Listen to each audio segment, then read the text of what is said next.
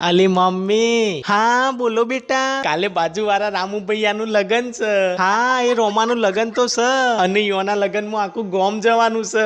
ઓહો, એવું તો બહુ મોટી ખુશીની વાત કહેવાય. હા તો હું એના લગનમાં જઈ ગોરી ના નહીં જવાનું તો તાને આ કહી દઉં. અલી ચમલી મમલી યોન જોયું તો આપણે ગર્લ જેવો સંબંધ છે. અરે ગર્લ જેવો સંબંધ છે નહીં, આ તો તૂટ ગયે હે સારે રિશ્તે નાતે. અલે પણ હું કોમ તોડી નાખ્યો તો મેં કીધું તું બંધ થા ને એના દિવસ. તારો જીબડો આજકાલ બહુ હેડવા મોડ્યો છે. એટલે હું થયું છે ભાગ્યવાન.